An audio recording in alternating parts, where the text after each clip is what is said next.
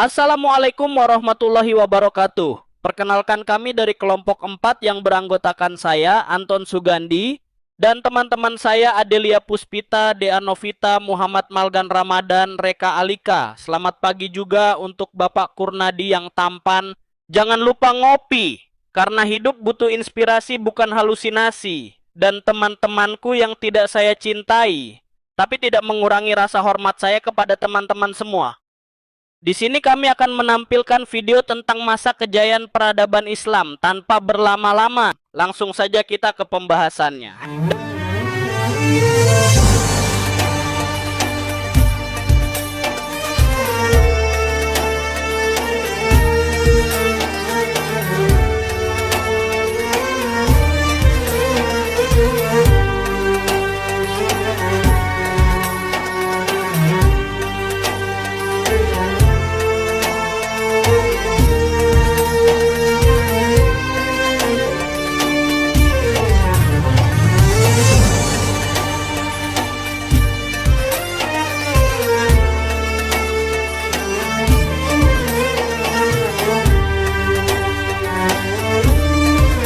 Dalam sejarah panjang umat manusia, ada satu masa ketika cahaya ilmu dan peradaban bersinar terang dari timur. Ketika dunia Islam menjadi pusat kemajuan, toleransi, dan pengetahuan. Inilah masa kejayaan peradaban Islam, yang berlangsung dari abad ke-8 hingga ke-13 Masehi.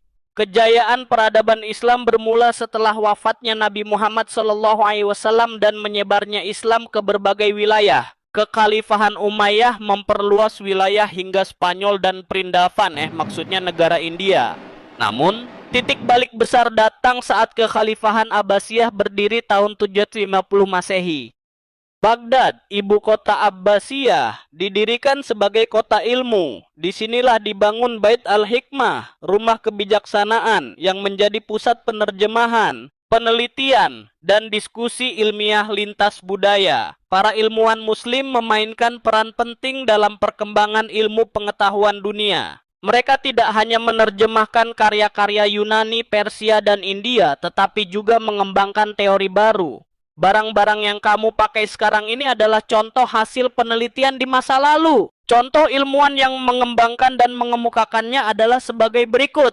Ada dalam bidang matematika. Al-Khwarizmi memperkenalkan aljabar dan sistem angka desimal. Kata algoritma berasal dari namanya. Selanjutnya ada kedokteran, yaitu Ibnu Sina menulis Al-Qanun fi al-Tibb, ensiklopedia medis yang menjadi standar di Eropa selama lebih dari 500 tahun. Ar-Razi, dokter dan filsuf dari Persia, membedakan cacar dan campak untuk pertama kalinya. Ada juga dari bidang astronomi. Al-Batani dan Al-Zarqali memperbaiki tabel astronomi dan menghitung tahun matahari dengan lebih akurat. Dan terakhir dari bidang kimia dan fisika. Jabir bin Hayyan dijuluki bapak kimia modern, sedangkan Ibnu Al-Haytham, ya kawan bukan Al-Hitam, meletakkan dasar optik modern. Selain itu, peradaban Islam juga berkembang dalam seni dan budaya, kaligrafi Arab, seni geometri, dan arsitektur megah seperti Masjid Cordoba dan Alhambra menunjukkan perpaduan estetika dan spiritualitas. Terutama di Cordoba, Muslim hidup berdampingan dengan Yahudi dan Kristen. Ini menciptakan masyarakat multikultural yang kaya akan literatur, musik, dan filsafat. Pendidikan sangat dihargai. Ribuan madrasah dan perpustakaan dibangun. Bahkan, khalifah dan penguasa berlomba-lomba mendanai para ilmuwan dan penyair. Diskusi ilmiah dan debat terbuka menjadi budaya. Toleransi terhadap perbedaan pemikiran justru memicu kemajuan. Namun kejayaan itu perlahan meredup. Serangan Mongol tahun 1258 menghancurkan Baghdad. Perpecahan politik, konflik internal, dan kolonialisme ikut mempercepat kemunduran peradaban Islam. Meski masa kejayaannya telah berlalu, warisan peradaban Islam tetap hidup. Karya para ilmuwan Muslim menjadi fondasi bagi kemajuan sains modern. Warisan toleransi, ilmu, dan budaya itu kini menjadi inspirasi dunia. Masa kejayaan Islam adalah bukti bahwa ilmu dan iman bisa berjalan beriringan. Dan di masa depan, cahaya itu bisa kembali bersinar jika kita kembali kepada ilmu, toleransi, dan kemanusiaan. Meski masa kejayaannya telah berlalu, warisan peradaban Islam tidak ikut terkubur bersama waktu. Ia terus hidup dalam buku, dalam angka, dalam ilmu yang kini kita nikmati bersama. Konsep aljabar yang kamu pelajari di sekolah, sistem rumah sakit modern, peta bintang di langit, hingga metode eksperimen ilmiah, semuanya punya akar dalam dunia Islam abad pertengahan. Dan bukan hanya ilmu, warisan terbesar dari peradaban ini adalah cara berpikir, cara melihat ilmu sebagai bagian dari iman, cara berdialog, menghargai perbedaan dan membuka diri pada kebenaran, tak peduli dari mana datangnya. Peradaban Islam dahulu menjembatani masa lalu dan masa depan, menjadi jembatan antara timur dan barat. Kini pertanyaannya adalah, apakah kita masih ingat jati diri kita sebagai pewarisnya? Warisan ini bukan untuk dibanggakan, tapi untuk dilanjutkan. Ilmu tidak mengenal batas zaman, toleransi tidak mengenal masa, dan hari ini ketika dunia sedang mencari arah, kita punya pilihan, mengulang kesalahan yang sama, atau menyalakan kembali lentera pengetahuan. Karena cahaya peradaban tak pernah benar-benar padam. Ia hanya menunggu ditumbuhkan kembali oleh generasi yang berani bermimpi dan mau belajar. Jika masa lalu memberi kita warisan, maka masa depan menanti warisan baru dari kita. Dan suatu hari nanti, dunia akan kembali melihat timur, bukan hanya sebagai tempat terbitnya matahari, tetapi tempat bangkitnya peradaban. Karena dalam peradaban yang besar, kita tak ditanya dari mana kita berasal, tapi kemana kita hendak menuju. Tak ditanya siapa yang paling keras suaranya, tapi siapa yang paling jernih pikirannya. Bukan waktunya lagi kita hanya bercerita tentang keemasan yang lampau. Saatnya kita menulis babak baru.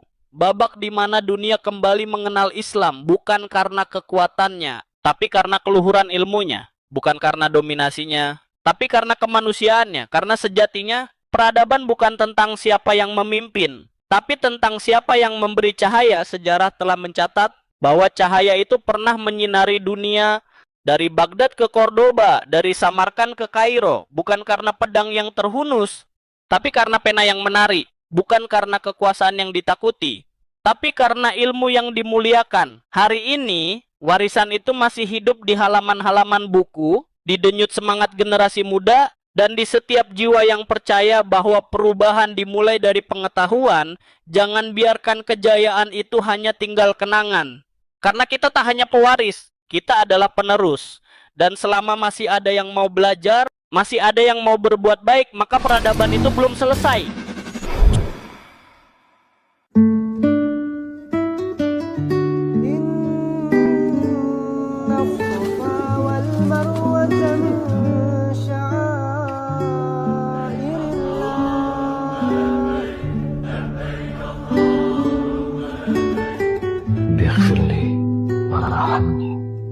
واجبرني وارفعني وارزقني واهدني وعافني واعف عني.